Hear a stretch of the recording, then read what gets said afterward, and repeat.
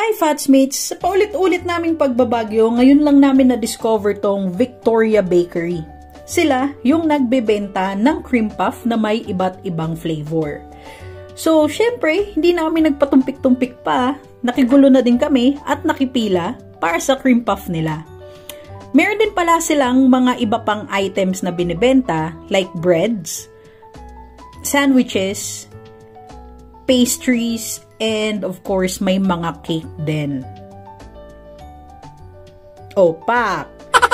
So, pumila na kami para maka-order ng mga cream puff nila. Kasama ko pala ngayon itong tatlong pinsan ko at ang aming baby boy. So, tikman na natin tong original flavor.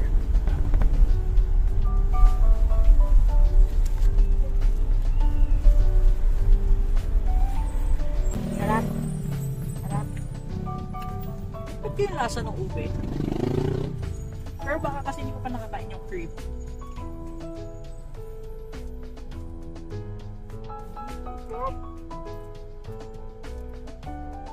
Hindi masyadong matamis. Tama sa edad ko. Ang creamy niya. Siyempre, didilaan ko muna, no? Bago ko ialok sa kanya. Isunod naman natin tong strawberry.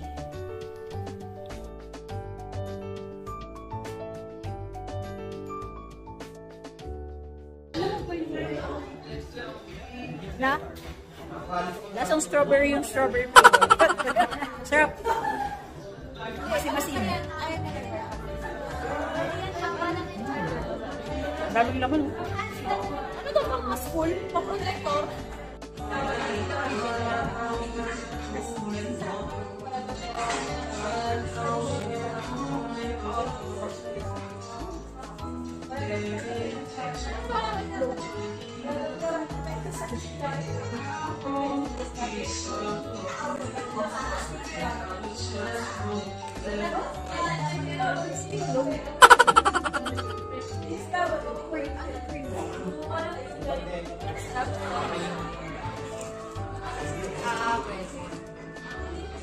May peno yan, peno.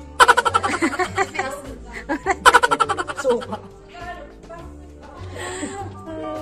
Sarap.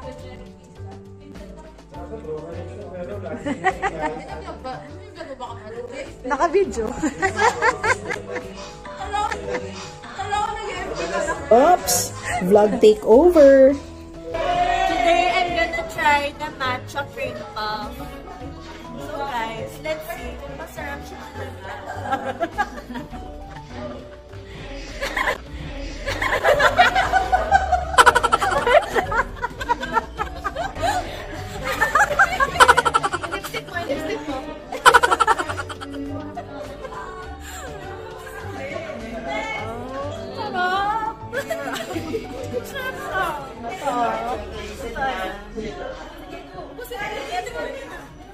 Tikman mo.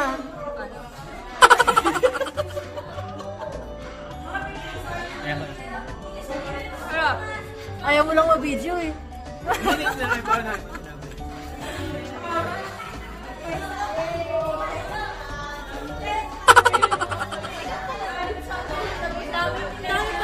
Ang dami yung laman sa loob. Sarap na. Iyak ka na? Kamiyak!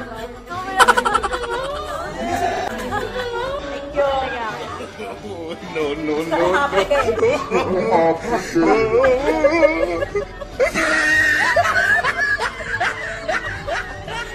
Pre, dahil nasarapan kami, nag-uwi na din kami ng cream puff. Tikman naman natin tong mango.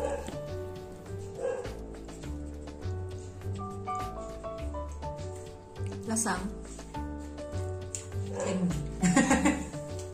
Hindi sobrang mango.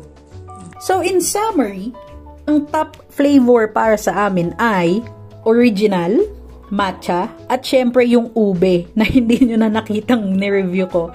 Pero masarap po talaga siya. So ano pa ang inaantay nyo, Fatsmates? Go ahead, tikman nyo na yung cream puff ng Victoria Bakery and tell us kung ano ang pinakabet nyo. Thank you, Fatsmates! Bye!